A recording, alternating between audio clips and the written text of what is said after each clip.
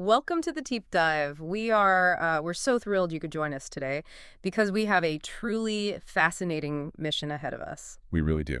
Yeah, if you were to just glance at today's source material, you might actually think we're in for a rather dry history lesson. Oh, absolutely. It looks like just a spreadsheet at first glance. Right.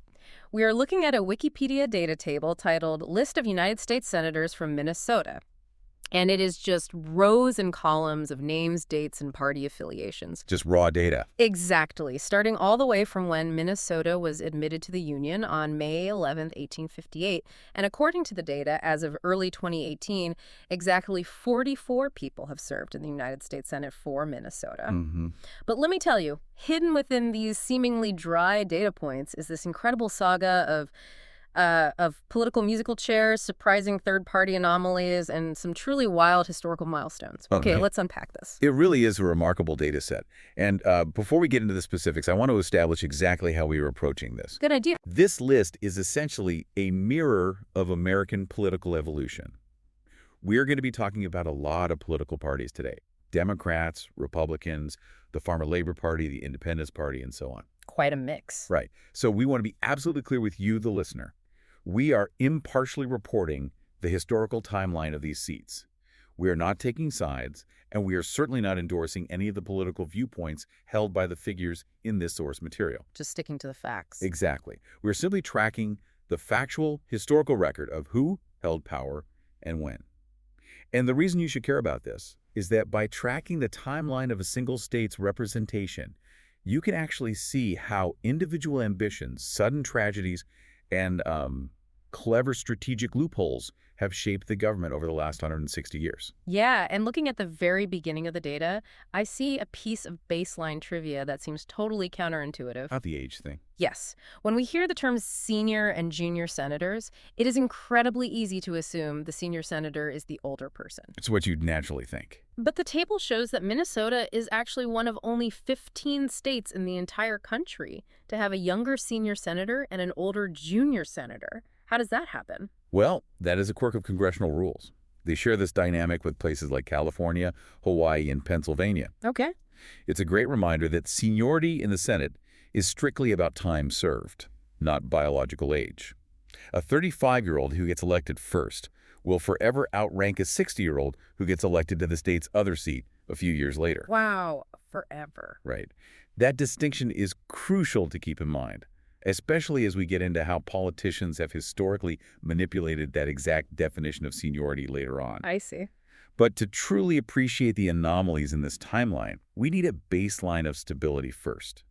If you look at the late 19th and early 20th centuries on that table, you will see the name Knute Nelson. Let me check. Yes, I see him right here. It looks like he held his seat from 1895 all the way until his death in 1923. Which makes him Minnesota's longest-serving senator. That is a massive chunk of time. Nearly 3 decades of unbroken representation.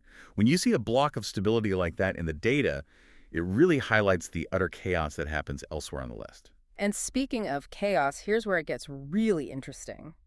If we look slightly before Knute Nelson, there is a name on this list that just keeps appearing and disappearing. William Windom. Yes, William Windom. Just looking at the raw dates next to his name, my head is spinning. What exactly is going on with his timeline in the late 19th century? The William Windom timeline is arguably one of the most fractured, chaotic stretches in the entire dataset. Let's trace the exact dates here. Okay, lay it out for me. In 1870, Senator Daniel S. Norton dies in office.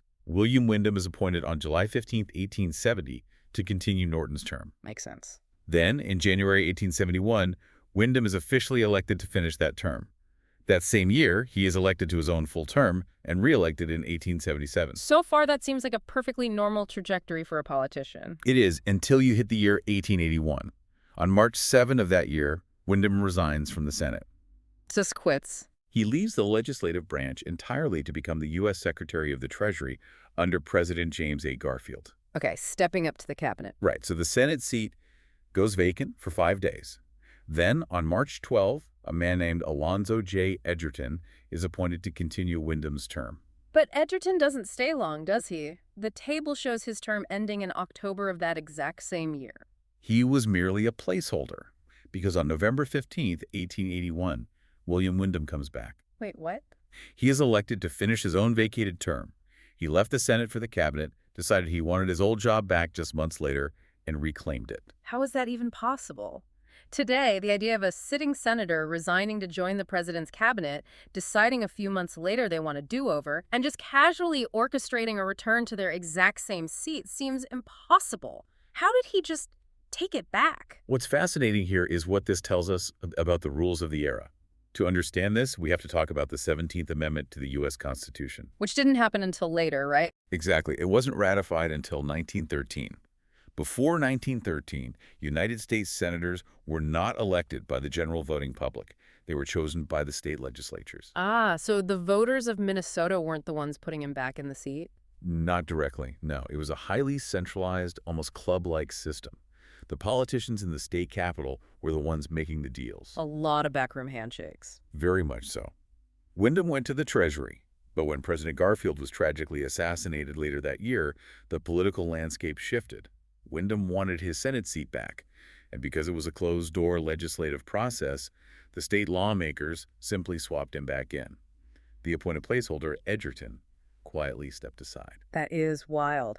But looking at the next column for the 1883 election, Wyndham's name disappears again. He was replaced by a man named Dwight M. Sabin. Does that mean the backroom deals eventually ran out of steam? It strongly suggests that even within the state legislature, there were limits to how much revolving door behavior they would tolerate. Wyndham lost his renomination. They'd had enough. Yeah, the patience for treating a United States Senate seat like a temporary holding pen had clearly worn thin by the time the next full term came up. That makes a lot of sense. Moving forward into the 20th century, the colors and labels on this Wikipedia table take a dramatic turn. They certainly do. We're so conditioned to view historical election tables as a simple binary, a C of D for Democrat and R for Republican. But starting in the 1920s, that duopoly completely fractures. I'm seeing a massive block of something called the Farmer Labor Party. What caused this massive third-party takeover? You have to look at the economic reality of the upper Midwest during the interwar period. Following World War I, there was a severe agricultural depression. Times were tough. Incredibly tough. The farmers and the industrial laborers felt entirely abandoned by the two mainstream parties. They didn't feel the traditional Democrats or Republicans were addressing the plunging crop prices or the difficult labor conditions, so they organized. And it really worked. It did. Statistically, this wasn't just a minor blip or a single rogue candidate. It was a sustained, dominant presence over nearly 2 decades. The names just keep coming on the list. Henrik Shipstead is elected in 1922 under the Farmer Labor banner, and he holds that seat from 1923 all the way to 1947. That's a long run. Then Magnus Johnson wins a special election in 1923 to finish Knute Nelson's term. Later, Elmer A. Benson is appointed in 1935, and Ernest Lundin is elected in 1936. They are all flying the Farmer Labor flag. It completely shatters the assumption that the two-party system has always been an unbreakable rule. That data point speaks to a deep underlying populist and agrarian streak in the state's electorate. They simply refuse to be absorbed by the traditional political machines. The table forces us to recognize a period where the political binary was completely upended. It's right there in black and white. And furthermore, if you trace that thread of independence forward into the modern era, you see it echoing in the state's political DNA. You definitely see it echoing. Later on the list, the label Independent Republican starts popping up. David Durenberger served from 1978 to 1995 under that label. Rudy Boschwitz did as well. Right, and even Rod Graham's up to 2001. And then there's Dean Barkley. In November 2002, he is appointed to the Senate representing the Independence Party. The specific labels morph over time, but the underlying willingness of the state's political apparatus to embrace, or at least accommodate, third-party identifiers is a persistent pattern in the data. They don't just default to the standard red or blue without question. No, they clearly don't. Now, as we transition into the mid-century, we encounter some true giants of American politics, and the data reveals how they engaged in some highly strategic timeline manipulation. Let's look at the famous Democratic Farmer Labor, or DFL, senators. Hubert Humphreys serves a massive chunk of time, from 1949 to 1964. For a very prominent figure. He resigns because he's been elected vice president of the United States. To fill his seat, Walter Mondale is appointed on December 30, 1964.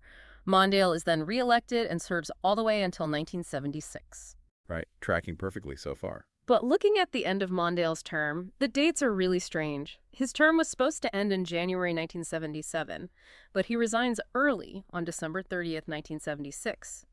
Why would a sitting senator resign just days before his term naturally expires?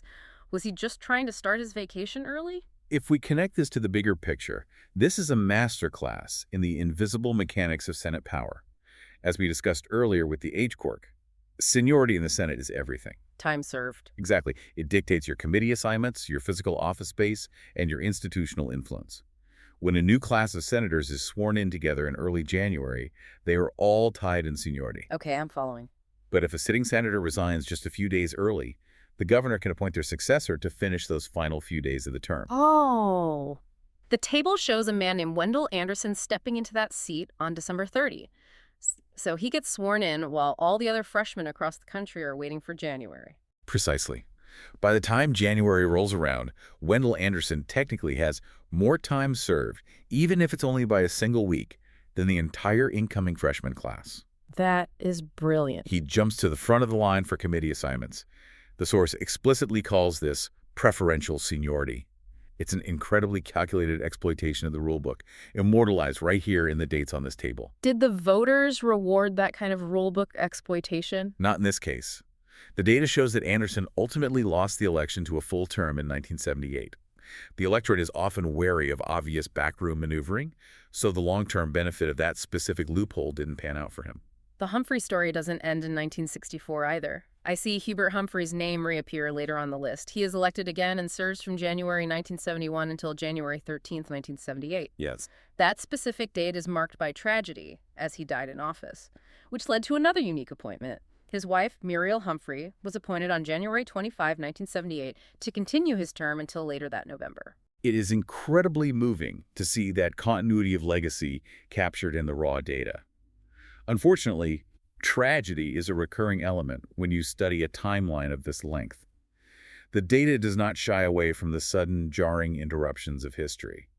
Moving into the modern era, the table reflects another sudden loss. Paul Wellstone was elected in 1990 and was a fixture in the Senate until October 25, 2002.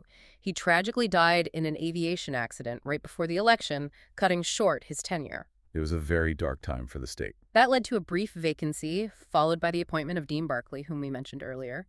But if you keep scrolling down past that, you hit a completely different kind of anomaly in 2008.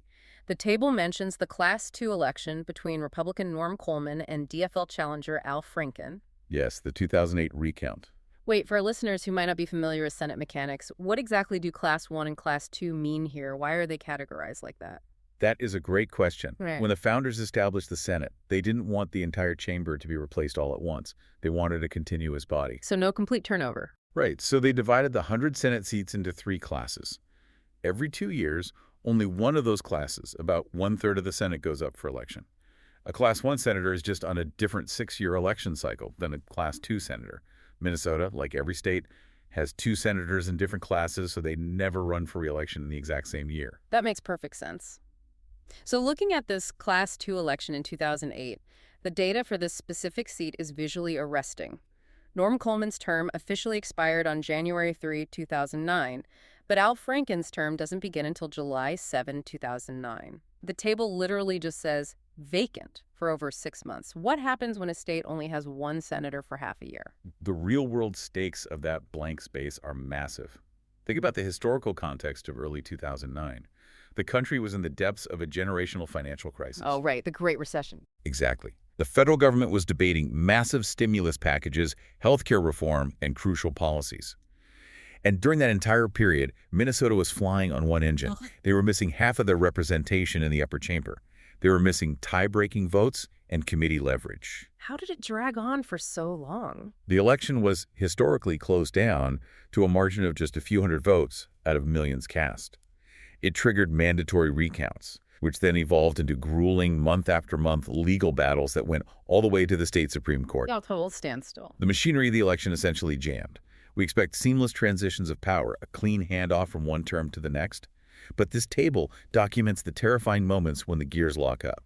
A 6-month vacancy in the modern era is an astonishing historical footnote. It really is. Franken, of course, was finally seated in July, resolving one of the most agonizing blank spaces on this entire list. He went on to be re-elected in 2014, but then the table shows he resigned, effective January 2, 2018. So what does this all mean for us today in 2026? Let's look at the current setup. Right now, the two senators representing Minnesota are Amy Klobuchar, who has been in office since 2007, and Tina Smith, who was appointed in 2018 to continue Franking's term and then won her subsequent elections. And this brings us to a major historical milestone explicitly noted in our source material. The appointment of Tina Smith in 2018 marked the very first time in Minnesota's history that the state was represented by two female U.S. senators at the exact same time. Out of the 50 states, Minnesota became one of only 4 states to achieve a simultaneously all-female delegation, standing right alongside Nevada, New Hampshire, and Washington. It's quite the achievement. From statehood in 1858 all the way to 2018, it took exactly 160 years to reach that milestone. And looking ahead, the table gives us a preview of what's to come. Amy Klobuchar was just reelected in 2024, so she is set for her next term. But for the other seat, Tina Smith has announced she is retiring at the end of her current term, which means that for the 2026 election, the data table simply reads, "To be determined." It's the blank space at the end of the ledger waiting to be written. The history is still actively unfolding. It really puts it all into perspective. We've just taken you on an incredible journey spanning over 160 years, all drawn from a single list of names and dates. We started back at statehood in 1858. Quite a long way back. We rode the dizzying musical chairs roller coaster of William Windom leaving for the Treasury and immediately coming back thanks to the old state legislature rules. We explored the deep economic reasons behind the disruption of the Farmer Labor Party in the 1920s and 30s. The rise of the third party. We unpacked the sneaky strategy of Walter Mondale resigning early just to cheat the seniority system for his successor. We looked at the agonizing, high-stakes, 6-month empty seat during the 2009 recount, all the way up to the historic all-female delegation representing the state today. This raises an important question for you to consider. We tend to view historical data as static and dry. But when you look closely, a simple list of names and dates actually serves as a ledger of democratic volatility. A ledger of democratic volatility. I like that. It tracks the changing rules of engagement, like the shift brought on by the 17th Amendment. It tracks the cultural shifts of an electorate willing to embrace third parties during economic hardship. And it tracks the ever-present maneuvering for institutional advantage.